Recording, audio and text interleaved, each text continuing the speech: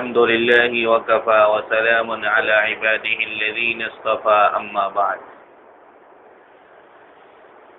فأعوذ بالله من السميع العليم من الشيطان الرجيم بسم الله الرحمن الرحيم وقال ربكم ادعوني أستجب لكم إن الذين يستكبرون عن عبادتي سيدخلون جهنم داخرين وقال النبي صلى الله عليه وسلم حسنوا أموالكم بالزكاة ودعوا أمراضكم بالصدقة واستقبلوا أمواج البلاء بالدعاء أو كما قال صلی اللہ تعالی علیہ وسلم۔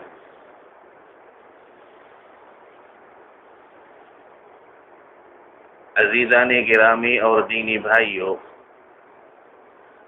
السلام علیکم ورحمۃ اللہ وبرکاتہ۔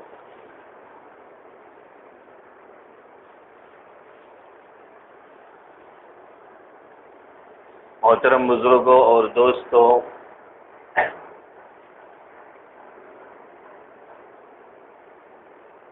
رب کریم نے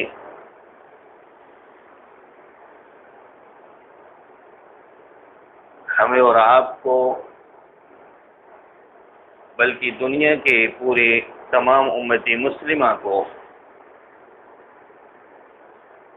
اپنی ذات سے مانگنے کا حکم فرمایا ہے، اور جو حالات چل رہے ہیں اس دور کے اندر تو ہمیں اور آپ کو زیادہ سے زیادہ اپنے رب کی طرف رجوع ہونے کی ضرورت ہے۔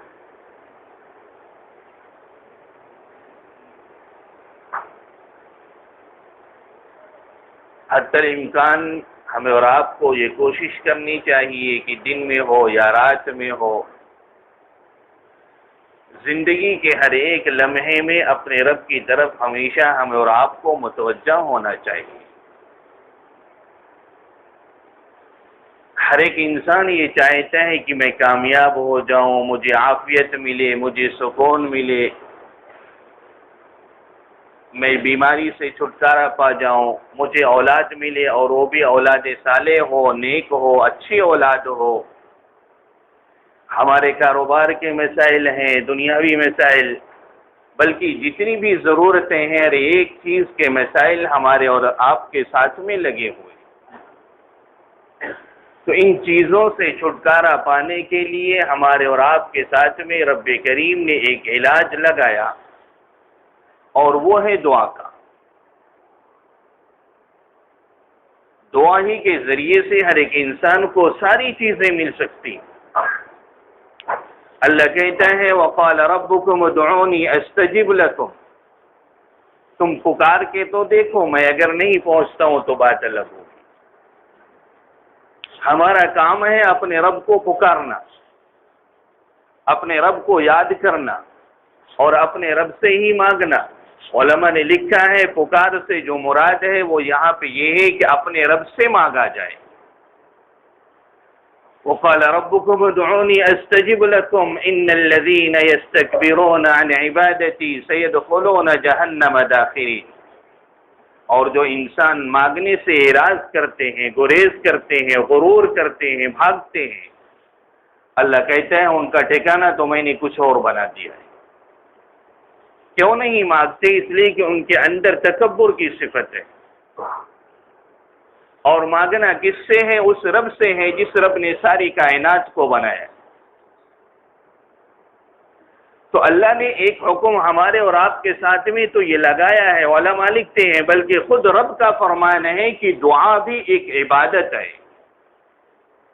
جیسے نماز عبادت، روزہ عبادت، زکوٰۃ عبادت، صدقہ اور خیرات عبادت ہے، یہ دعا کا مانگنا بھی ایک عبادت ہے۔ آگے روایت میں آتا ہے بلکہ مغز عبادت ہے یہ۔ جس عبادت کا مغز ہوا کرتا ہے ویسے یہ دعا بھی عبادت کا مغز ہے۔ جیسے دودھ میں مکھن نکلا کرتا ہے ویسے عبادت کے بعد دعا کا کرنا یہ بھی مغز عبادت بتلایا گیا۔ اور ہر ایک انسان عافیت چاہتا ہے تو عافیت ملے گی کدھر سے؟ وَإِن مِّن شَيْءٍ إِلَّا عِندَنَا خَزَائِنُهُ، اللہ کہتا ہے سارے خزانے تو میرے ہی پاس ہیں. دنیاوی مسائل یا اخروی مسائل، دنیا کے حالات یا اخروی حالات جو بھی ہیں، یہ سارے کے سارے خزانے میرے ہی پاس ہیں. انسان کو یہ یقین ہونا چاہیے کہ جو کچھ بھی ہوگا وہ رب ہی کی طرف سے ہوگا، اور اپنے رب کی طرف جب تک مخاطب نہیں ہوگا یا جب تک اللہ کی طرف انسان رجوع نہیں ہوگا، اس کا کام بننے والا نہیں ہو سکتا ہے. پورا یقین کامل کے ساتھ اور اخلاص کے ساتھ جب تک انسان اپنے رب سے مانگے گا نہیں، اس انسان کو مل نہیں سکتا ہے. اللہ کے نبی جناب محمد رسول اللہ صلی اللہ علیہ وسلم نے مانگنے کا طریقہ بھی بتلا دیا کہ اپنے رب سے کیسا مانگنا ہے، کس حساب سے مانگنا ہے، کس انداز سے مانگنا ہے.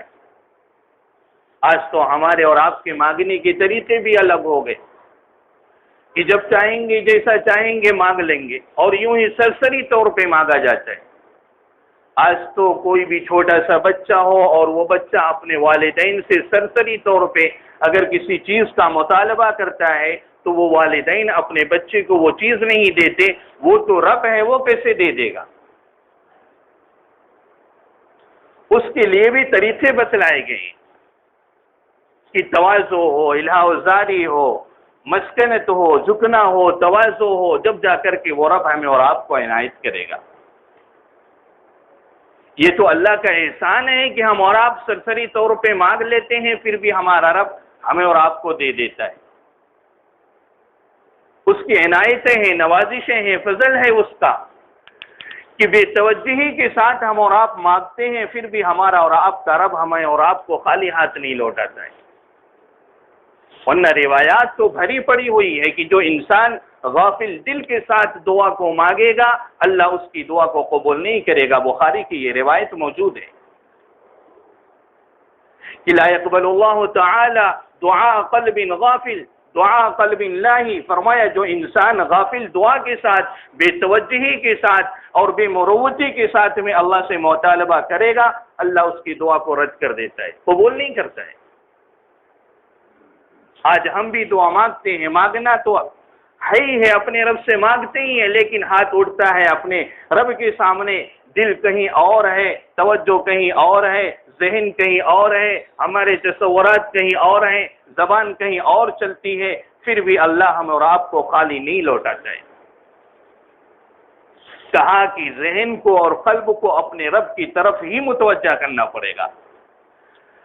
قرآن کریم میں رب کریم نے فرمایا امن یجیب المضطر اذا دعاہ، جو انسان پریشان ہو کر کے، مضطرب ہو کر کے اور تڑپ کر کے جب رب سے مانگے گا تو اس کی کیفیت ہی کے ساتھ رب کریم اس کو عنایت کرے گا. جیسے ہمارے نبی کی دعا کے عام دعا ہے، اور آپ نے خود فرمایا اللہم انی اسألک مسألۃ المسکین، اے رب کریم میں تیرے سامنے تجھ سے ایسا سوال کرتا ہوں جیسے کوئی بھکاری کسی امیر کے سامنے سوال کرتا ہے. اللہم انی اسألک مسألۃ المسکین، ایسا عاجزی اور ایسا انکساری اور ایسا تواضع اور ایسا جھک کر کے اپنے رب سے ہمارے نبی جناب محمد رسول اللہ صلی اللہ علیہ وسلم اپنے رب سے مطالبہ کرتے ہیں جیسا کوئی فقیر کسی امیر کے گھر پہ جا کے گرتا ہے.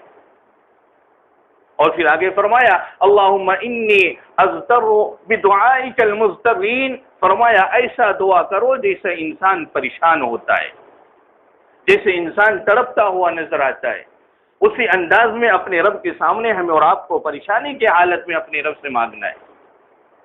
آج کوئی بھی انسان ہمارے اور آپ کے سامنے آ کر کے مطالبہ کرتا ہے تو اس انسان کی کیفیت ہی کو دیکھ کر کے ہمیں اور آپ کو اندازہ لگ جاتا ہے کہ یہ انسان کیسا ہے. وہ تو اللہ ہے، وَعُسِّلَ مَا فِي الصُّدُورِ، وہ ہر ایک انسان کے دلوں کے بھید کو جانتا ہے. ظاہری تو دور کی بات ہے، ہماری باطنی کیفیت کو بھی وہ سمجھتا ہے.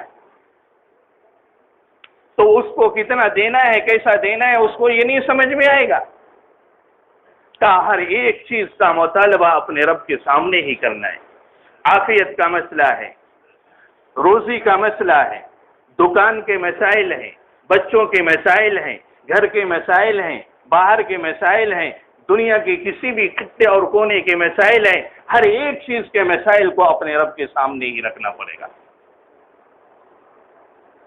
اور پھر روایت میں آیا اللہ کے نبی جناب محمد رسول اللہ صلی اللہ علیہ وسلم فرماتے ہیں کہ رب کریم نے تو ہمیں مانگنے کا ایک اور بھی طریقہ بتلایا، ربنا آتنا فی الدنیا حسنہ وفی الآخرۃ حسنہ وقنا عذاب النار۔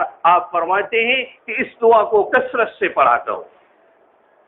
حسن بصری رحمت اللہ علیہ فرماتے ہیں کہ ربنا آتنا فی الدنیا حسنہ، حسنہ کے اندر ساری چیزیں مل جاتی ہیں، دنیا کی جتنی بھی ضرورتیں ہیں، دنیا کے مسائل، گھر کے مسائل، بچوں کے مسائل، اولاد کے مسائل اور دنیاوی جو بھی ضروریات ہیں، اس حسنہ کے اندر رب کریم نے ساری چیزوں کو رکھ دیا۔ وفی الآخرۃ حسنہ، اور آگے فرماتے ہیں حسن بصری علیہ رحمہ کہتے ہیں وفی الآخرۃ حسنہ کے اندر جنت بھی ہے، اور جنت کے اندر اللہ کا دیدار بھی ہے، اور دیگر جو بھی چیزیں ہیں اللہ نے اس دنیا کے آخرت کے اندر وہ ساری چیزیں رکھ دی۔ آپ فرماتے ہیں اس دعا کو ہمیشہ کثرت سے پڑھا کرو۔ لیکن آج ہمارے اور آپ کی جو توجہ ہے وہ کدھر جا رہی ہے؟ حالات ہمارے سروں پہ گھوم رہے ہیں، لیکن ہمارا اور آپ کا ذہن جدھر جانا ہے ادھر جا رہا ہے۔ کبھی ہم نے اور آپ نے اس پر غور نہیں کیا کہ ہمیں اور آپ کو کدھر توجہ کرنی۔ سب سے پہلی بات اخلاص کے ساتھ ہمیں اور آپ کو دعا کرنا ہے۔ اخلاص جب تک نہیں ہوگا دعا کے اندر وہ دعا کام نہیں دے سکتی۔ ایک واقعہ مشہور ہے، بعض محدثین نے اس کو نقل بھی کیا۔ حجاج بن یوسف کے زمانے میں ایک شخص ہے وہ خانہ کعبہ کا طواف کر رہا ہے، اور حجاج بن یوسف بھی خانہ کعبہ کا طواف کر رہا ہے۔ اور حجاج بن یوسف کیسا ظالم انسان ہے، ہر ایک انسان جانتے ہیں۔ اس انسان نے تو صحابہ اکرام کو بھی شہید کیا، اور بڑے بڑے تابعین کو بھی تہہ تیغ کر دیا، ان کو بھی شہید کروایا۔ اس کا ظلم بہت عروج پر تھا، اور وہ جو شخص خانہ کعبہ کا طواف کر رہا ہے وہ نابینا ہے، وہ اندھا ہے، اس کو دکھائی نہیں دیتا، اور طواف کرتے ہوئے وہ یہ بولتا ہے اللہ میری آنکھوں کی بینائی لوٹا دے، مجھے بینائی عطا فرما، مجھے آنکھوں کی روشنی دے دے۔ اور وہ تیز آواز، بلند آواز سے وہ بول رہا ہے۔ حجاج بن یوسف نے سنا اس انسان کو، حجاج بن یوسف نے کہا کہ تو کیا کر رہا ہے؟ تو بلند آواز سے دعا کر رہا ہے، تو ریا کر رہا ہے، مکاری کر رہا ہے، دکھلاوا کر رہا ہے، شہرت کر رہا ہے، تیری دعا کے اندر خلوص نہیں ہے۔ میں طواف کر رہا ہوں اور میرے طواف کے پورا ہونے میں ابھی 4 چکر باقی ہیں، اور اگر اس طواف کے اندر تیری بینائی واپس نہیں آئی تو میں تجھ کو قتل کر دوں گا۔ اب اس بیچارے انسان پہ تو اور بھی حالات آ گئے، ایک تو پہلے سے اندھا تھا، دوسرے اس نے قتل کا بھی اعلان کر دیا۔ اب جیسے ہی اس نابینا شخص نے اس بات کو سنا کہ اس نے یہ کہا کہ اگر جب تک میرا طواف مکمل نہیں ہوتا ہے اس وقت تک اگر تیری بینائی واپس نہیں آتی تو میں تجھے قتل کروں گا، اب اس کے اندر کی کیفیت اور بدل گئی، اس لیے کہ رب کا حکم ہے امن یجیب المضطر اذا دعا۔ جب انسان اضطرابی حالت میں اور پریشانی کی حالت میں اور جتنا بھی تڑپ کر کے اللہ سے مانگے گا اللہ اتنی ہی جلدی اس کو عطا کر دے گا۔ اب وہ اور پریشان ہوا کہ اللہ اب تو 2 حالات میرے ساتھ، ایک تو میں پہلے سے اندھا ہوں اور دوسرے اس نے قتل کا حکم دے دیا ہے، اگر میری بینائی واپس نہیں آئی تو میں تو قتل ہی ہو جاؤں گا، اب تو کسی بھی حال میں میری بینائی کو واپس کر۔ محدثین لکھتے ہیں کہ حجاج ابن یوسف کے طواف کے پورا ہونے سے پہلے ہی رب کریم نے اس کی بینائی کو واپس کر دیا، اس کی آنکھوں کی روشنی آ گئی، اور وہ تڑپ کے ایسا مانگا، ایسا مچل کے اپنے رب سے مطالبہ کیا اور اپنے رب سے ایسا سوال کیا۔ ہمیں اور آپ کو بھی حکم یہی دیا جاتا ہے، اللہ نے یہی حکم دیا ہے کہ ہر ایک مومن اپنے رب کے سامنے الہا و زاری کے ساتھ انکساری کے ساتھ، تواضع کے ساتھ، اللہ سے آرزو لگائے ہوئے، دل کے یقین کے ساتھ اور دل کی پختگی کے ساتھ جب تک انسان اپنے رب کی طرف رجوع نہیں ہوگا، رب کریم اس کو عنایت نہیں کرے گا۔ شرط یہ ہے پہلی کہ ہم اور آپ خلوص کے ساتھ میں مانگیں، اور دوسری جو شرط لگائی گئی وہ یہ ہے کہ ہم یقین کامل کے ساتھ میں لگائیں، اور تیسری علماء بتلاتے ہیں کہ جب انسان اپنی گناہوں کو چھوڑ دیتا ہے اور اس کے بعد اپنے رب سے جو بھی مطالبہ کرتا ہے، رب کریم اس کو فوری طور پہ عطا فرماتے ہیں۔ پیران پیر شیخ عبد القادر جیلانی رحمۃ اللہ علیہ کا فرمان ہے، وہ کہتے ہیں کہ میرے بھائیوں، تم گناہوں کو چھوڑنا چھوڑ دو، تم گناہوں کو کرنا چھوڑ دو، رب کریم تمہاری کسی بھی دعا کو رد نہیں کرے گا۔ ہم تو پہلے گناہوں کو چھوڑنے والے بنے، پھر دیکھو ہمارا رب ہماری کیسی سنتا ہے۔ تو سب سے پہلی بات ہے ہماری دعا میں اخلاص ہو، اور دوسری بات ہے یقین کامل کے ساتھ میں مانگا جائے، اور تیسری جو شرط علماء بتلاتے ہیں وہ یہ ہے کہ ہم اور آپ اپنے گناہوں کو چھوڑنے والے بن جائیں، اللہ ہماری سننے والا بنے گا۔ رب کریم مجھے بھی اور آپ کو بھی ان ساری باتوں پر عمل کی توفیق عطا فرمائے۔ وآخر دعوانا الحمدللہ رب